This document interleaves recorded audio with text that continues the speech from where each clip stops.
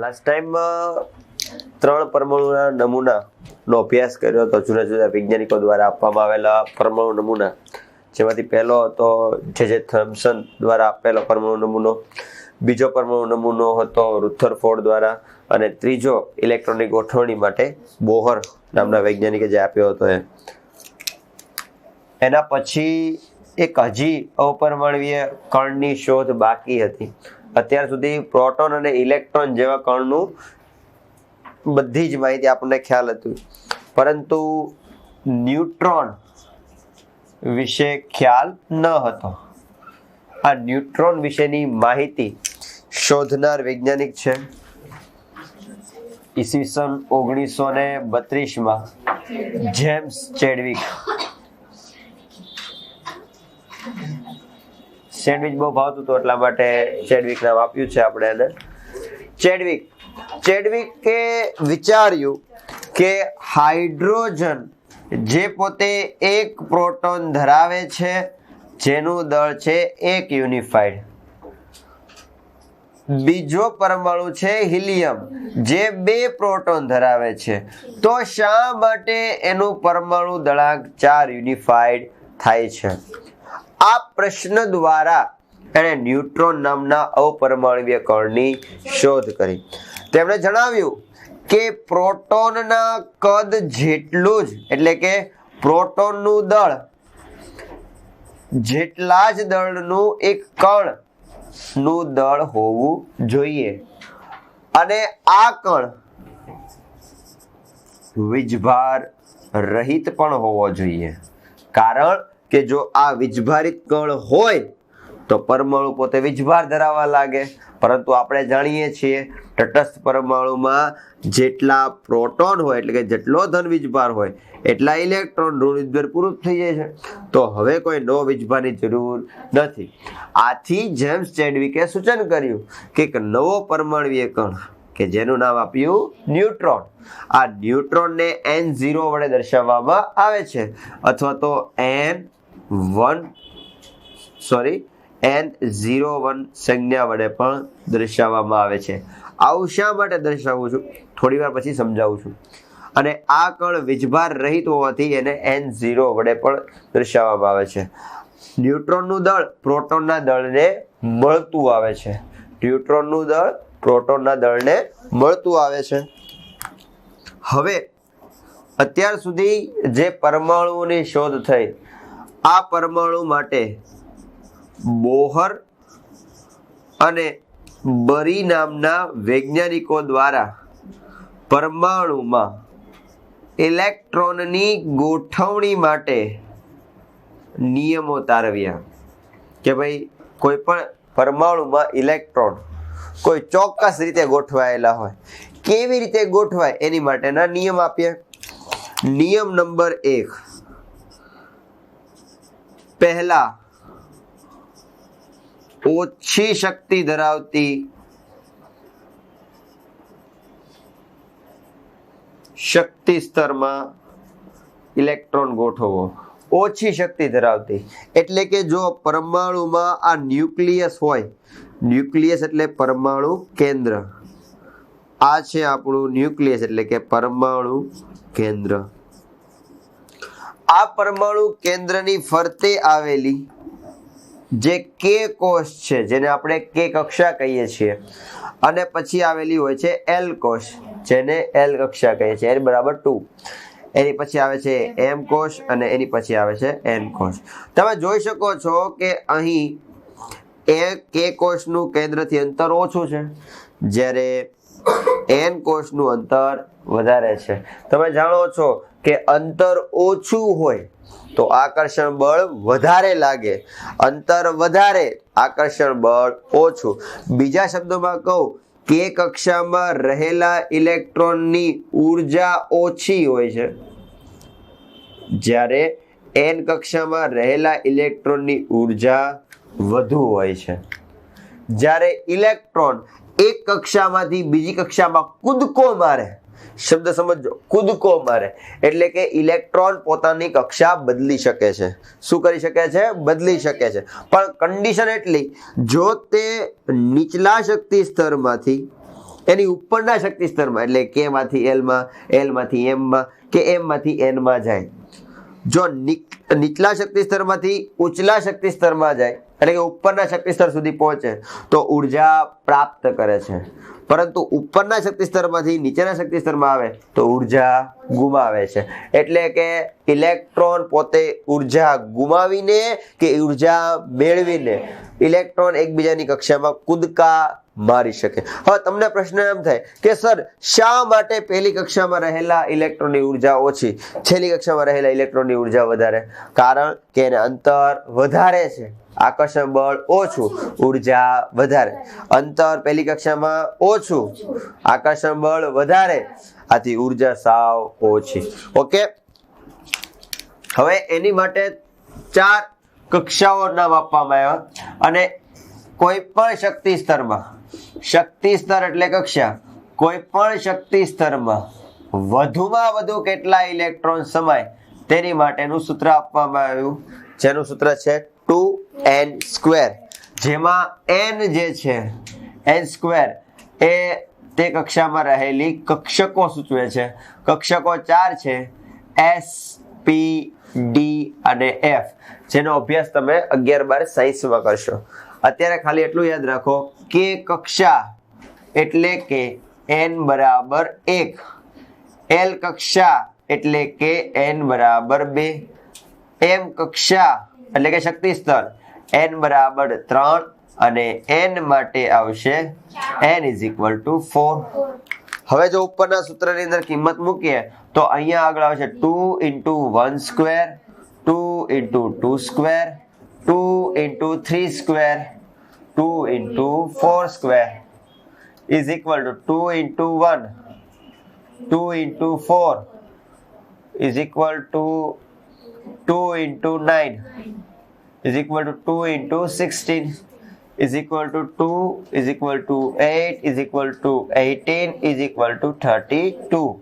તો પહેલા શક્તિ સ્તરમાં વધુમાં વધુ કેટલા ઇલેક્ટ્રોન સમાય? 2. બીજા શક્તિ સ્તરમાં 8, ત્રીજા શક્તિ સ્તરમાં 18, ચોથા શક્તિ સ્તરની અંદર 32. એની પછીનો નિયમ એવો આપ્યો કે કોઈ પણ કક્ષામાં વધુમાં વધુ 8 ઇલેક્ટ્રોન સમાય. કેટલા ઇલેક્ટ્રોન સમાય? 8 ઇલેક્ટ્રોન. તો તેના આધારે પરમાણુની ઇલેક્ટ્રોન રચના દર્શાવવામાં આવે બોહર અને બરીની મદદથી. આનો મુદ્દાનો મતલબ એવો થાય સૌથી ઓછી શક્તિ સ્તરમાં ઉર્જા મૂકવા. એટલે સૌથી પહેલા તમારી આગળ ઉદાહરણ તરીકે આપણે ગોઠવીએ કે પેલો પરમાણુ લઈએ હાઇડ્રોજન. તો હાઇડ્રોજન પાસે એક પ્રોટોન છે, એક ઇલેક્ટ્રોન છે અને એની ઇલેક્ટ્રોન રચના થશે k, l, m, n પ્રમાણે કરીએ તો k કક્ષામાં કેટલા ઇલેક્ટ્રોન આવશે? 1 ઇલેક્ટ્રોન. કારણ કે સૌથી પહેલા કઈ કક્ષામાં જશે? k કક્ષામાં. ઓકે, બીજો પરમાણુ છે હિલિયમ કે જે 2 પ્રોટોન ધરાવે છે, 2 ઇલેક્ટ્રોન ધરાવે છે, આથી k કક્ષામાં કેટલા ઇલેક્ટ્રોન ગોઠવાશે? 2. ઓકે, લિથિયમ પરમાણુ છે જે 3 પ્રોટોન ધરાવે છે, 3 ઇલેક્ટ્રોન ધરાવે છે. ઓકે, k કક્ષામાં તો વધુ કેટલા ઇલેક્ટ્રોન સમાય છે? 2. કેટલા સમાય છે? 2. ઓકે, તો 2 જ ઇલેક્ટ્રોન મૂકો. પણ લિથિયમ પાસે છે કેટલા ઇલેક્ટ્રોન? 3. સમાણા કેટલા? 2. વધ્યો 1, તો એની ઉપરના શક્તિ સ્તરમાં એટલે કઈ શક્તિ સ્તરમાં? l માં. તો એની ઇલેક્ટ્રોન શું થશે? k માં 2, l માં 1. ઓકે, ચલો એની પછી તત્વ છે Be, બેરિલિયમ, જેમાં 4 પ્રોટોન છે, 4 ઇલેક્ટ્રોન છે. તો k કક્ષામાં 2, l કક્ષામાં 2. બોરોનમાં જોવા જઈએ 5 પ્રોટોન, 5 ઇલેક્ટ્રોન, 2 અને 3.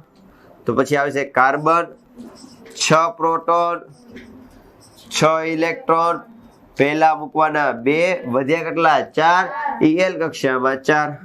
ઓકે, 7 પ્રોટોન, 7 ઇલેક્ટ્રોન, 2 અને 5. આવી રીતે ક્યાં સુધી થશે? નિયોન સુધી 2 અને 8. પછી વધી જાય સોડિયમમાં તો 2, 8 અને m કક્ષામાં 1 આવી રીતે ગોઠવાય છે. આવી રીતે પરમાણુઓ પણ તમને દર્શાવવામાં આવ્યા છે કે તમને કોઈ પણ પૂછાય કે સોડિયમ પરમાણુ દોરો, કયો પરમાણુ દોરવાનું પૂછાય? સોડિયમ. તો આપણે લખીએ કે ભાઈ સોડિયમ પરમાણુ દર્શાવો. તો આપણે દર્શાવી દેવાનું કે સોડિયમ પરમાણુ ક્રમાંક કેટલો છે? 11. સંજ્ઞા કઈ છે? Na. હવે ટેક્સ્ટબુક પ્રમાણે આકૃતિ નહીં દોરી, થોડી એડવાન્સ દોરશું. સોડિયમ પાસે છે 11 પ્રોટોન, તો આપણે લખશું 11 પ્રોટોન. સોડિયમ પાસે છે 12 ન્યુટ્રોન, તો આપણે લખશું 12 ન્યુટ્રોન. અને આને આપણે દર્શાવી દઈશું પરમાણુ કેન્દ્ર વડે. તમારી ટેક્સ્ટબુક ની અંદર પરમાણુ કેન્દ્રને માત્ર એક ડોટ વડે દર્શાવ્યું છે. જ્યારે આપણે દર્શાવશું કેટલા પ્રોટોન છે, કેટલા ન્યુટ્રોન છે. ઓકે, સોડિયમનો પરમાણુ ક્રમાંક 11 થશે, ઇલેક્ટ્રોન રચના આવી થશે 2, 8 અને 1. તો જે પહેલી કક્ષા છે, બીજી કક્ષા અને આ ત્રીજી કક્ષા. ઓકે, તો પહેલી કક્ષા એટલે કે, બીજી એટલે L અને ત્રીજી એટલે M. પહેલી કક્ષામાં કેટલા ઇલેક્ટ્રોન? 2. હંમેશા ઇલેક્ટ્રોન છૂટા છૂટા દર્શાવવાનો પ્રયત્ન કરવાનો. ઓકે, બાકીના 4 ઇલેક્ટ્રોન શક્ય એટલે છૂટા છૂટા 2, 3, 4, 5, 6, 7 અને 8. બાકીના ખાલી સ્થાનમાં E દર્શાવી દેવાના.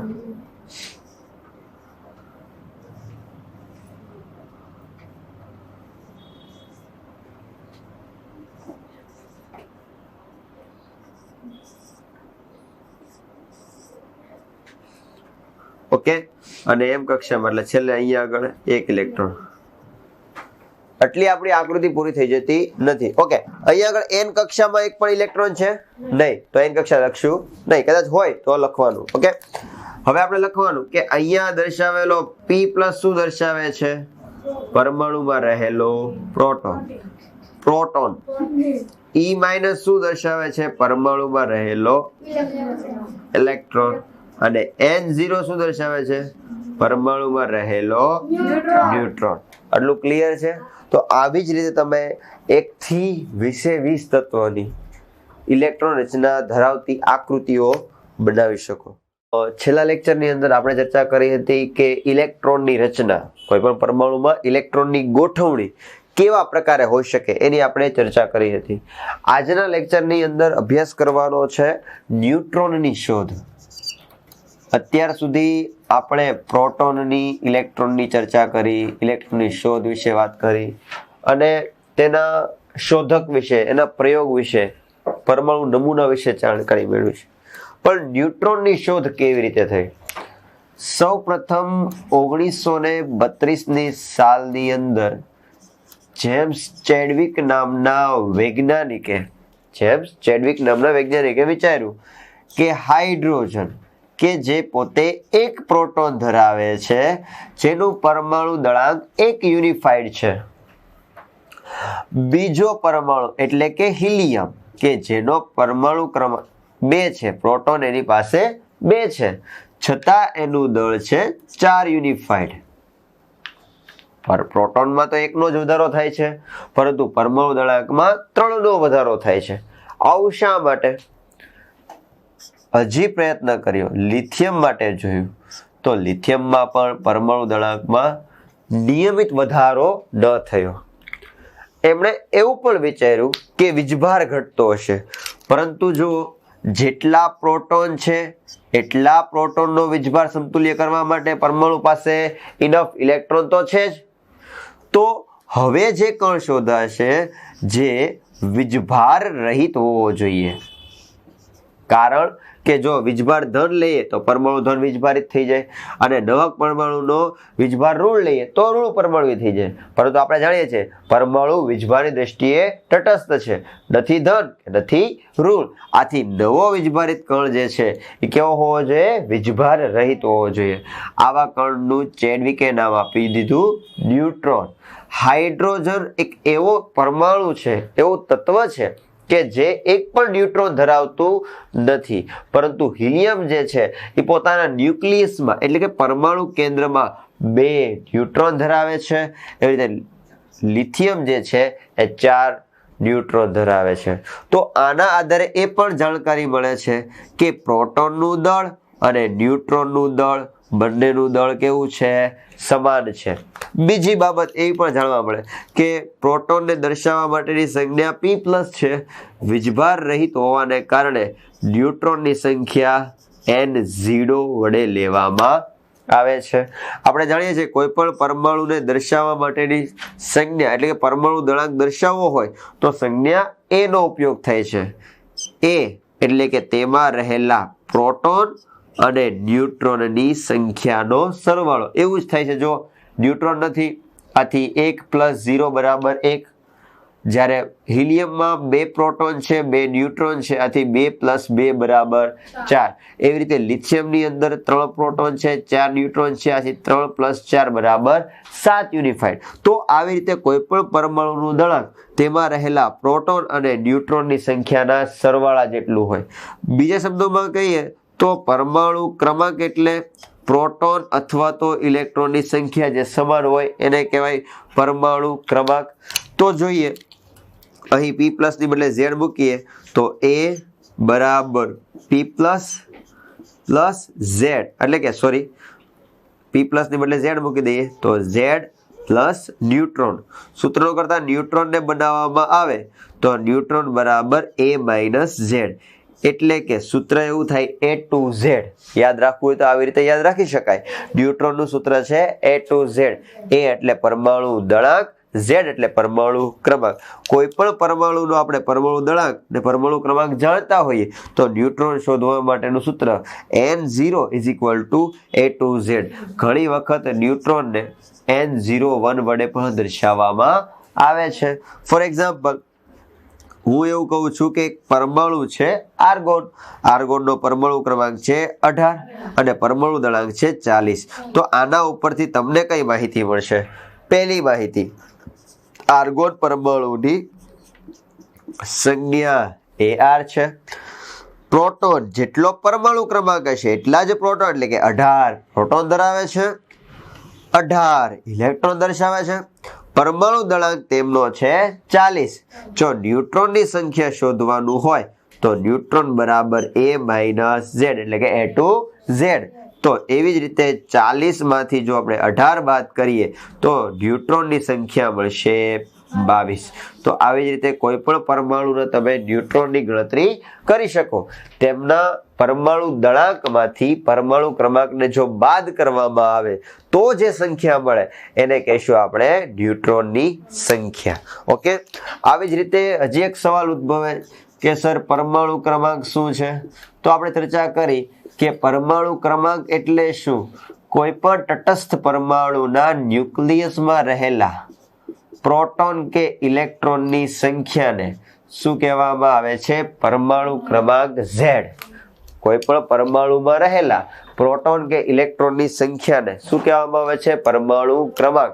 ઓકે, જે પરમાણુ ક્રમાંક હશે બધા તત્વો માટે પરમાણુ ક્રમાંક અલગ અલગ, એટલે કે બધા તત્વો માટે પ્રોટોનની સંખ્યા અને ઇલેક્ટ્રોનની સંખ્યા બધા પરમાણુ માટે અલગ અલગ. પણ કોઈ એક પરમાણુ લઈ લ્યો તો એક પરમાણુમાં જેટલા પ્રોટોન હશે એટલા જ ઇલેક્ટ્રોન. આથી પરમાણુ વીજભારની દ્રષ્ટિએ કેવો જોવા મળે છે? તટસ્થ જોવા મળે છે. આથી પરમાણુની ક્રમાંકની લાક્ષણિકતાઓ આપી શકાય. પહેલી લાક્ષણિકતા કે પરમાણુ ક્રમાંક કોઈ દિવસ અપૂર્ણાંક હોતો નથી. એટલે શું? કોઈ દિવસ કોઈ પણ પરમાણુ ક્રમાંક Z = 1.5 તો નો જ આવે, શક્ય જ નથી. 1.5 એનો મતલબ એમ કે પ્રોટોનની સંખ્યા 1.5. કોઈ દિવસ પ્રોટોનનું વિભાજન શક્ય નથી. બરોબર. બીજું, કોઈ પણ પરમાણુના ગુણધર્મો જે છે, કોઈ પણ પરમાણુના ગુણધર્મો છે એની પરમાણુ ક્રમાંકની સંખ્યાના આધારે લખી શકાય. ત્રીજું, તેનાથી આપણને પ્રોટોન અને ઇલેક્ટ્રોનની સંખ્યા મળે, જેથી આપણે ઇલેક્ટ્રોનની ગોઠવણી વ્યવસ્થિત રીતે કરી શકીએ છીએ. બરાબર છે. બાકીનું આપણે છેલ્લા લેક્ચરની અંદર આપણે ચર્ચા કરી હતી પરમાણુની સંયોજકતા વિશે. શું છે સંયોજકતા? ઇલેક્ટ્રોન ગુમાવવાની કે મેળવવાની ક્ષમતાને સંયોજકતા કહે છે. આજના લેક્ચરમાં આપણે ભણવાનું છે પરમાણુ ક્રમાંક અથવા તો પરમાણ્વીય ક્રમાંક. પરમાણ્વીય ક્રમાંક એટલે શું? કોઈ પણ પરમાણુમાં રહેલા પ્રોટોનની સંખ્યાને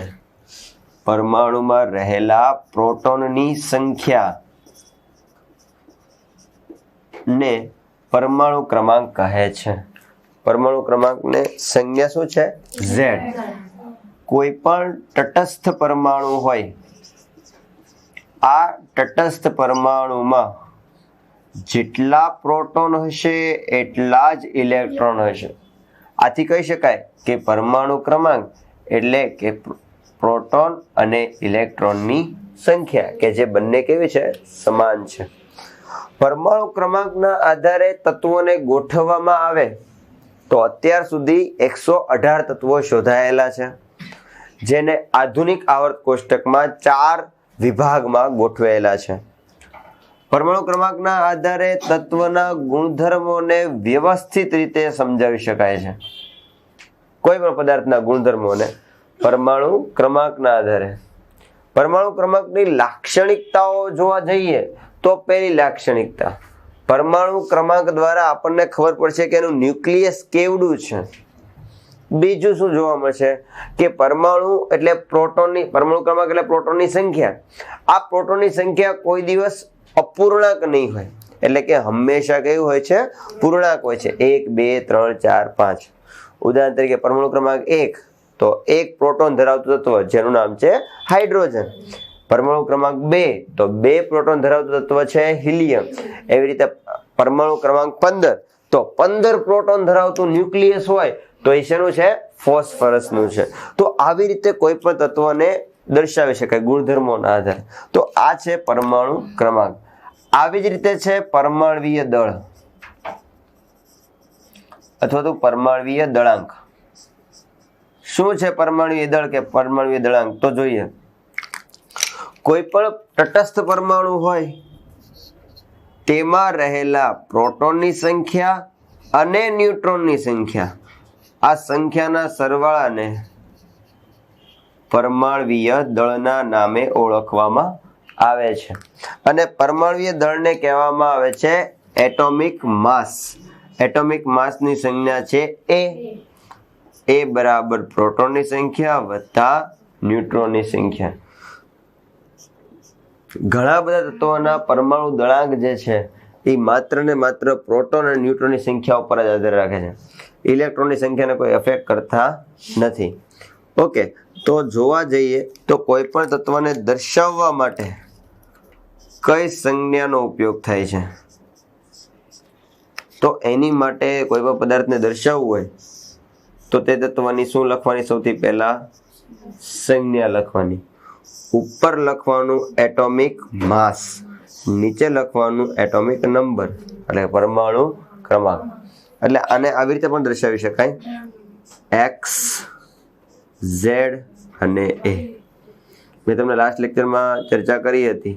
ઉદાહરણ તરીકે સોડિયમ પરમાણુ માટે હું એવું લખી શકું, જો મારે સોડિયમ પરમાણુને દર્શાવવો હોય તો લખી શકાય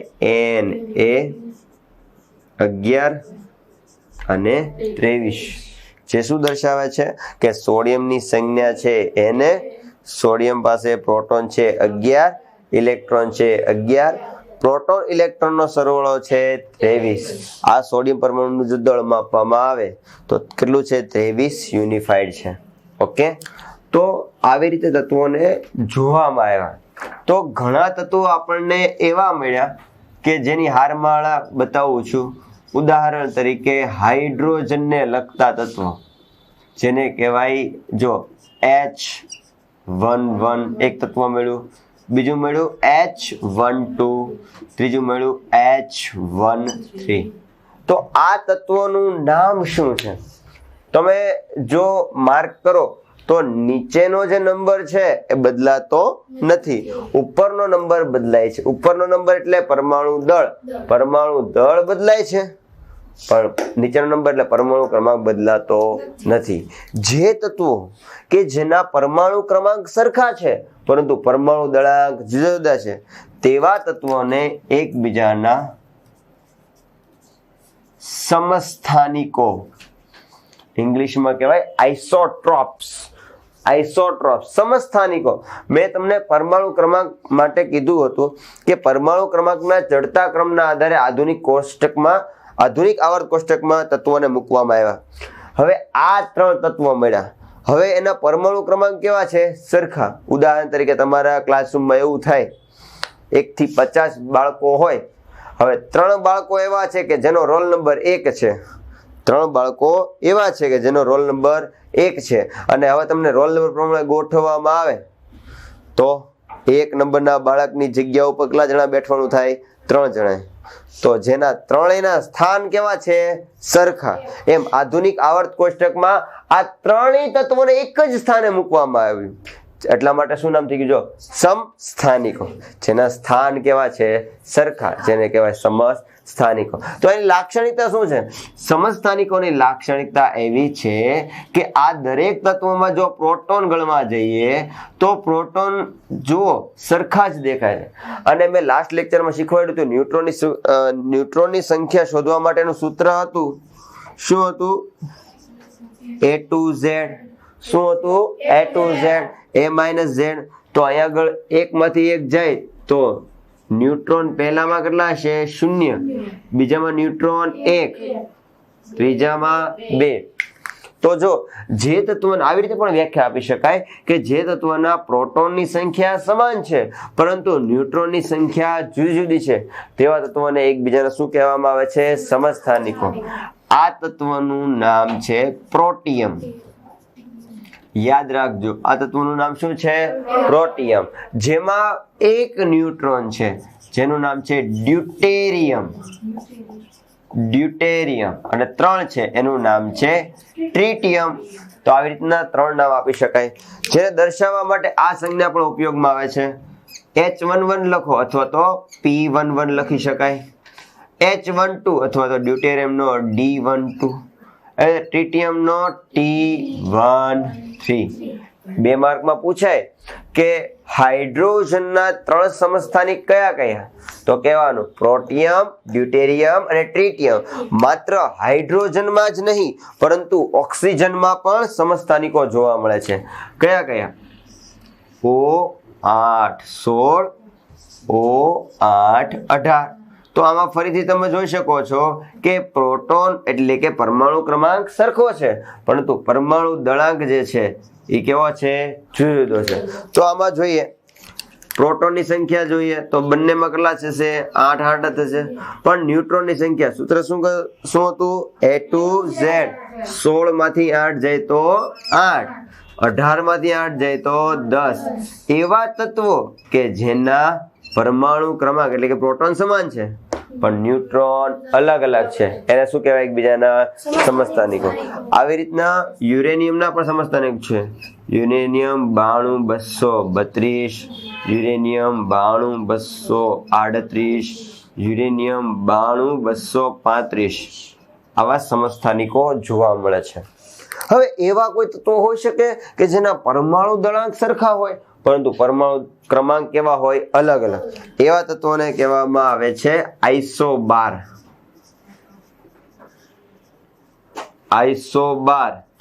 ઉર્ફે નામ છે સમદળીય. સમસ્થાનિક એટલે જેના સ્થાન સમાન છે. સમદળીય કે જેના દળ સમાન છે. એનું એક એક્ઝામ્પલ તમારે યાદ રાખવાનું છે, વધારે નથી યાદ રાખવાના. ઉદાહરણ તરીકે આર્ગોન 1840 અને બીજું તત્વ છે કેલ્શિયમ 2040. હવે આ એક ખાસિયત જુઓ, આમાં કેવું હતું? પ્રોટોનની સંખ્યા સમાન હતી, ન્યુટ્રોનની સંખ્યા અલગ અલગ. આમાં ન્યુટ્રોન કે પ્રોટોન એક પણની સંખ્યા સમાન નહીં હોય. જોઈએ 18 પ્રોટોન 20 પ્રોટોન, 22 ન્યુટ્રોન, 20 ન્યુટ્રોન. પ્રોટોનની સંખ્યા સમાન નથી, ન્યુટ્રોનની સંખ્યા સમાન બંને પરમાણુમાં. તો એવા તત્વોને કહેવામાં આવે છે એકબીજાના સમદળીય. ઓકે, તો આવી રીતે તમને ઘણા બધા પ્રશ્નો આપ્યા છે, તમે સોલ્વ કરી શકો છો. આ સાથે ચેપ્ટર નંબર 4 આપણો